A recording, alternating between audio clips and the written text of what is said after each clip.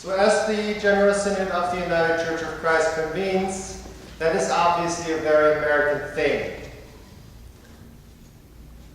Me being from Germany, I have a birth certificate, and on the back of my birth certificate, there's another form, and that is the one that you use for your baptism. So you have your baptismal certificate directly on the back of your birth certificate. Because they belong together. Because usually you're baptized as a baby. Does that even sound possible in America? Not really. But it does make some sense. Not in a way that the state should endorse baptism as a general thing or one particular church. But what it does say positively, and America knows that as well, is that there is a public interest in religious affiliation. The state is better off as the people know who they are. Nowhere can you find moral development, spiritual growth, other than in communities of faith. So while church and state need to be separate as organizations, and maybe their certificates shouldn't mix, but the state has a vested interest in people learning ethical, philosophical, and spiritual matters. Whatever the content may be, whatever the structure may be. People need to be experiencing that kind of stuff. And on the other side, that also holds communities of faith accountable. Because let me tell you one thing. There is nothing private about religion. Whoever hides in his or her little corner, Jesus, me, myself, and I, that intimate relationship that people love celebrating, that really doesn't matter all that much.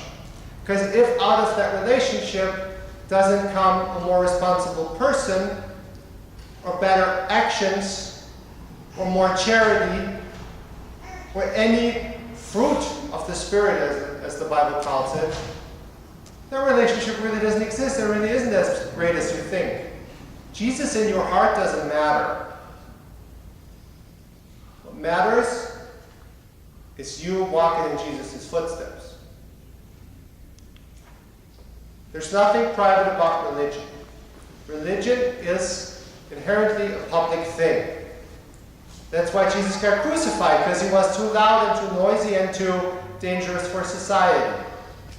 That's what we ought to be, loud and noisy and dangerous to society. Otherwise, we don't even need to exist. The very purpose of faith is calling out political errors. The prophets have done that over centuries and centuries. For the most part, they were especially loud on issues of social justice, and that meant don't oppress widows, orphans, and aliens. The three most outcast people of the ancient society. Widows, orphans, and aliens. And this week, General Synod is picking up that last piece. It has a resolution in front of it that says, supporting compassionate, comprehensive immigration reform and the protection of human rights of immigrants. Migrating to the U.S. is tougher as it has ever been. And the United Church of Christ, as our country as a whole, has thrived on immigrants. Had it not been for the first Congregationalists that stepped on Plymouth Rock, we wouldn't even be here. Had it not been for the Germans that joined in the 17th century, I wouldn't even be here. Hadn't it been for my own immigration, I wouldn't be here. So, coming to the U.S. was always very important to our church. Because our open doors that we preach as a church, if we really mean it, that would apply to all aspects of our lives, especially in the political realm. The alien needs to be welcomed and helped. So that's why the United Church of Christ is especially noisy around that issue this week. And we don't do that just because we want to, but we do it because God's people have always done that, to care for the alien, the widow, and the orphan. There's a wideness in God's mercy. We can sing about that. Grab your hymnal and stand as you're able. Our hymn is number 23. There's a wideness in God's mercy.